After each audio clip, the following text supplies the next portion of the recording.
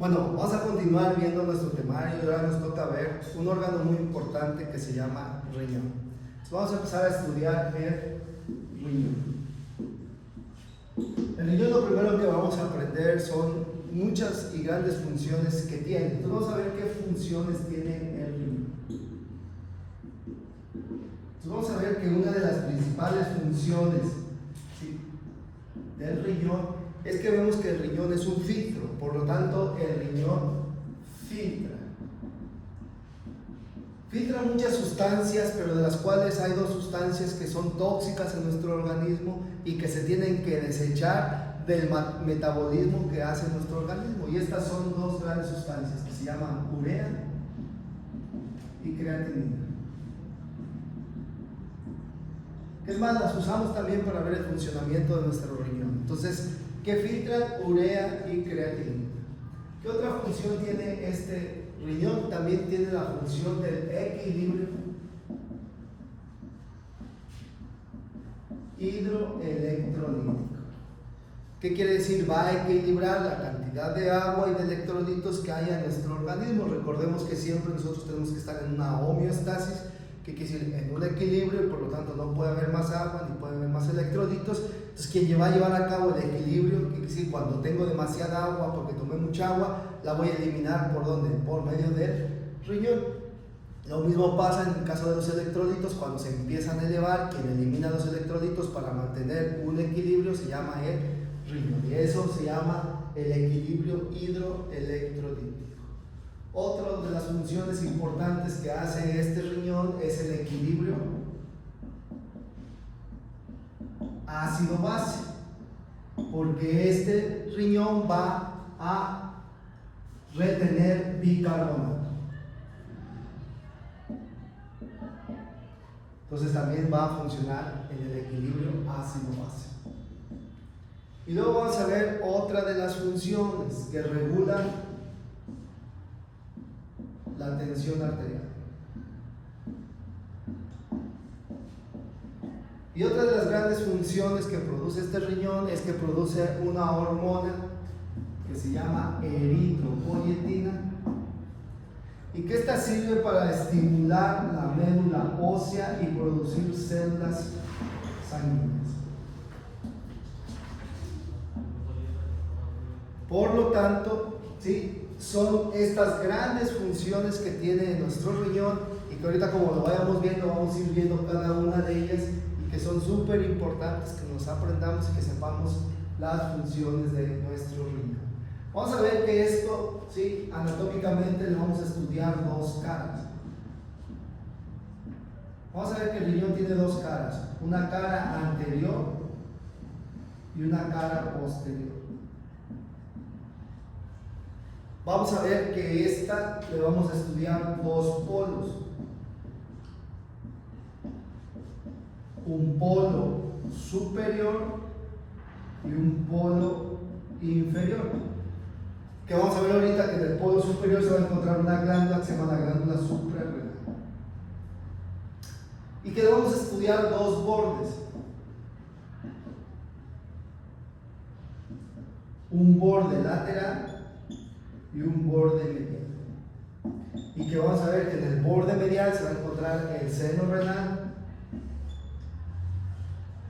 donde vamos a encontrar el famoso ilio o pedículo renal, que vamos a ver que está formado por la vena renal, la arteria renal y la pelvis renal. Son se van a formar nuestro ilio, ¿sí?, o nuestro pedículo renal. Son lo que vamos a estudiarle a nuestro riñón. Si empezamos a ver las caras, vamos a hacer un dibujo de nuestro riñón, donde vamos a ver la cara anterior. Pues recordemos que el riñón tiene una forma como si fuera un frijol o una habichuela. Entonces vemos que nuestro riñón está más o menos de esta forma. Donde vemos esta cara, que es la cara anterior, este que es el polo superior, este que es el polo inferior, este que sería, ¿sí?, el borde lateral, y este que sería el borde medial. Si este sería el riñón del lado derecho, veríamos ahora el riñón del lado izquierdo.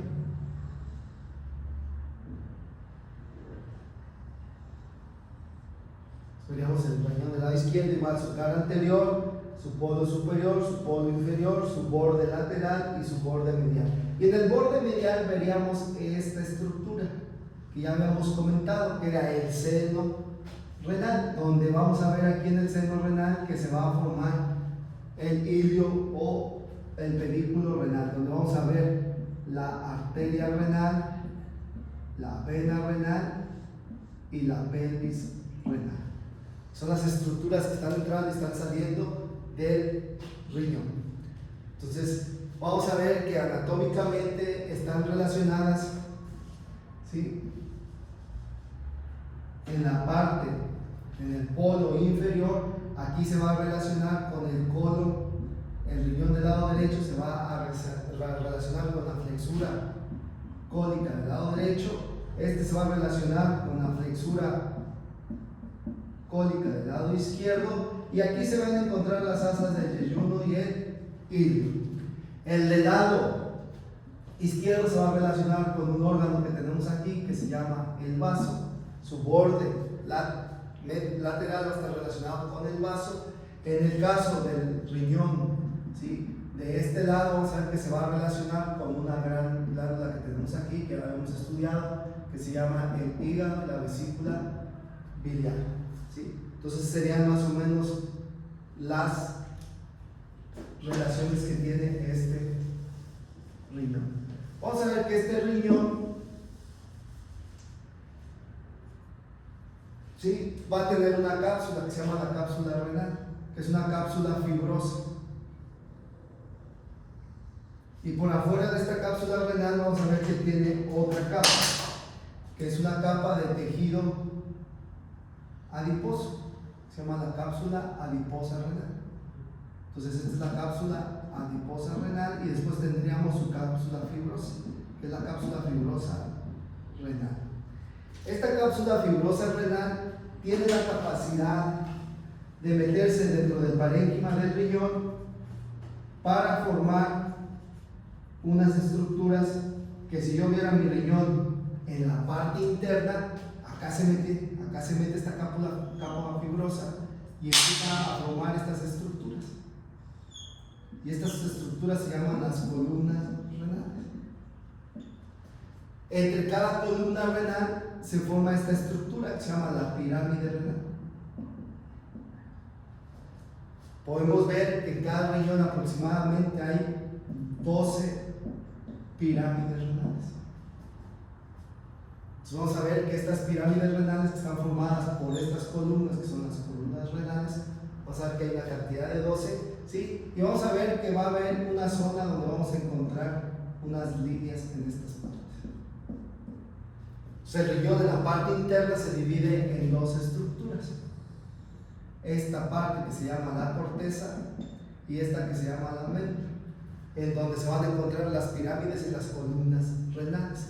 En las columnas renales, en la parte inferior, vamos a ver que se va a encontrar, ¿sí?, unos capuchones como si fueran un salero, donde se van a encontrar muchos orificios, y esos orificios no van a ser más que los conductos recolectores de segundo grado. Ahorita, cuando veamos la nefrona, nos vamos a dar cuenta, ¿sí? Y aquí en la papila renal, que esta sería la papila renal, se van a unir los cálices, que serían los cálices menores. En cada papila renal se va a estar uniendo un cáliz menor. Entonces cada pirámide, ¿sí?, está uniéndose un cáliz menor. Entonces quiere decir que también tenemos 12 cálices menores, porque en cada pirámide vamos a tener una papila, ¿sí? Estos cálices menores se van a estar uniendo, ¿sí?, y cada 4 cálices menores o cada 3 cálices menores, ¿qué quiere decir? Que si hay 3, entonces va a haber 9, ¿sí?, pirámides renales. Va a haber entre 9 y 12 pirámides. Cada 4 o 3 cálices menores me van a formar un cáliz mayor, que en este caso tenemos 3: el cáliz mayor superior, el cáliz mayor medio y el cáliz mayor inferior. Y después de aquí se formaría la pelvis renal. Y de aquí se formaría el urétero. Y de aquí iría a la vejiga. Y de aquí iría a la uretra. Y ahí saldría la orina. Entonces recordemos que si tenemos 12 pirámides serían 4 cálices mayores para el superior, 4 cálices menores para el medio y 4 cálices menores para el inferior. Entonces tendríamos 12 cálices menores y solamente tendremos 3 cálices mayores. Vamos a ver que en la corteza se va a ver una zona donde se van a ver muchos puntitos. Y en la corteza vemos esta zona donde hay muchos puntos y que se llama la zona granular. Mas sin embargo, en esta que es la médula vamos a ver que son puras líneas. Y esto se llama entonces la zona radial.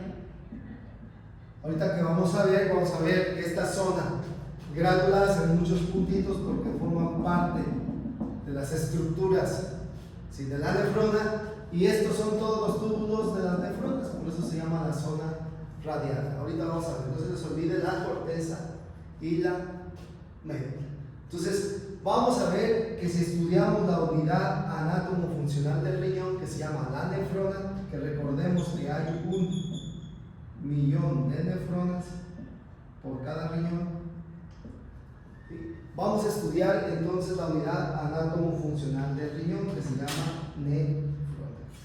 Así es que vamos a separarlo, vamos a ver la nefrona en esta parte de aquí, que es la unidad anátomo-funcional. Si yo hiciera una línea, vamos a ver que en esta parte superior estaría la corteza y en esta parte inferior estaría la médula, que vendría siendo esto, la corteza y la médula. Y ya quedamos que en la parte de la corteza vamos a ver la zona granular, y que hemos dicho que esas son las cabezas, ¿sí?, de nuestra estructura anátomo-funcional de nuestro riñón, que se llama la nefrona. Esos puntitos van a formar parte de la cápsula glomerular. La cápsula glomerular.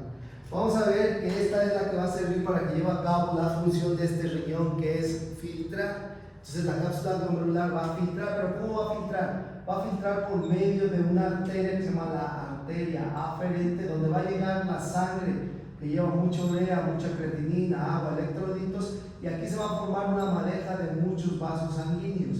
Y a esta madeja de vasos sanguíneos le llamo el glomérulo. El glomérulo está rodeado por la cápsula glomerular, donde se va a llevar a cabo la filtración de estas sustancias.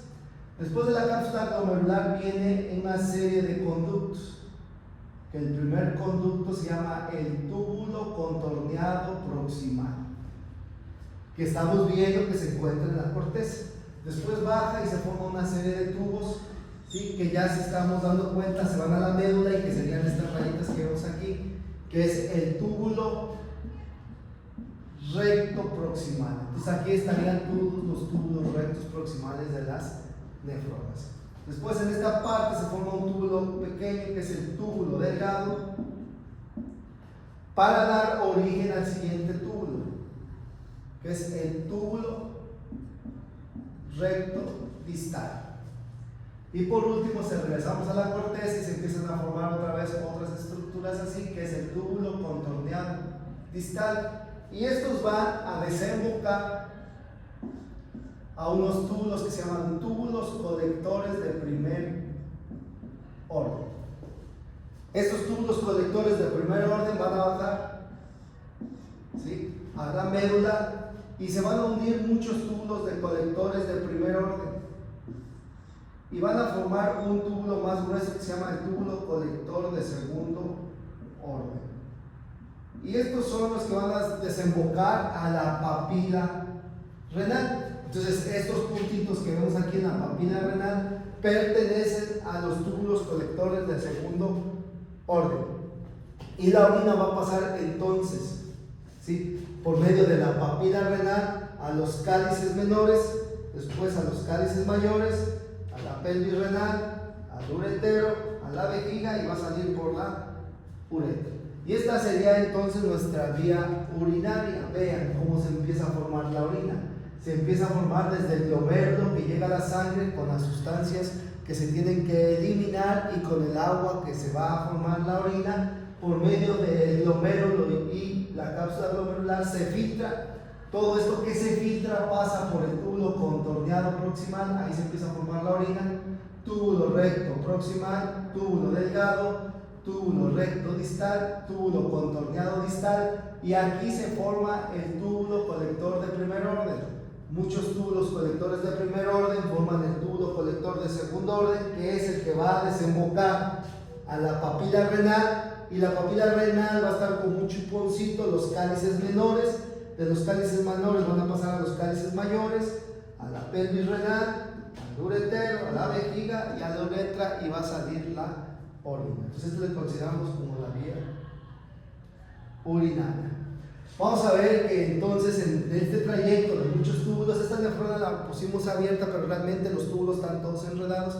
La pusimos abierta y en este orden para que le podamos entender. Entonces vamos a ver que todo ese trayecto de todo lo que se filtra va a pasar a través de estos filtros para llevar a cabo una de las funciones, que es el equilibrio hidroelectrolítico. ¿Qué quiere decir? Cuando va pasando al trayecto de estos tubos, si nos hace falta agua, pues va a retener el agua y la va a mandar otra vez a la sangre, pero si nos sobra, pues la vamos a eliminar por la orina. ¿Y qué es lo que te pasa cuando tomas mucha agua? Empiezas a orinar mucho, porque estos túbulos ya no requieren agua y entonces la empieza a eliminar. También pasa lo mismo con el sodio y el potasio. ¿Qué pasa? ¿Sí? Si hay mucho, pues se empieza a eliminar por la vía urinaria. Y si no, se retiene y se va otra vez a la sangre para que haya un equilibrio. Entonces, esto sería la vía urinaria. Y aquí mismo podemos ver cómo se lleva a cabo el control de la presión arterial. Y la presión arterial se va a estar dando porque en esta madeja de conductos que vemos que se están formando acá en nuestra nefrona, va a ver que en un momento la arteria aferente se une con el túbulo contorneado distal y forman el aparato yuxtaglomerular, y este aparato yuxtaglomerular tiene unos receptores que cuando pasa la sangre por acá los estimula, y este mide nuestra tensión arterial. Está checando nuestra tensión arterial aquí a nivel del riñón.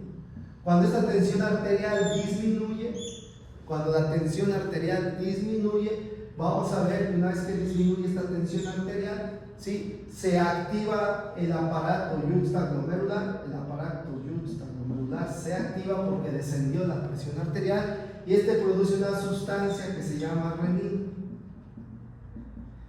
Esta viaja a través de la sangre a un órgano que se llama el hígado, donde vamos a tener una sustancia que se llama angiotensinógeno,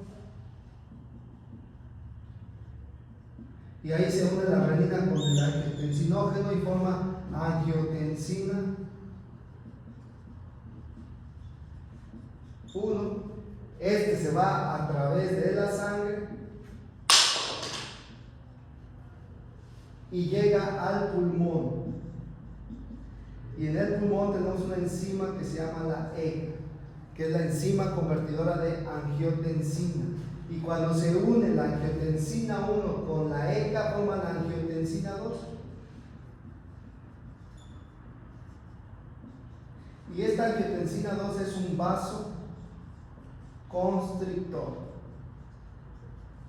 que lo que hace es que cierra el vaso sanguíneo. ¿Y para qué lo cierra? Para que suba nuestra presión arterial. Recordamos que está detectando que se bajó la presión arterial, entonces producimos angiotensina 2 para hacer una vasoconstricción y que se suba nuestra presión arterial. Pero no solamente es un vasoconstrictor, sino que en el riñón, en la parte superior del polo superior, está la glándula suprarrenal, y este estimula y produce una sustancia que se llama aldosterona.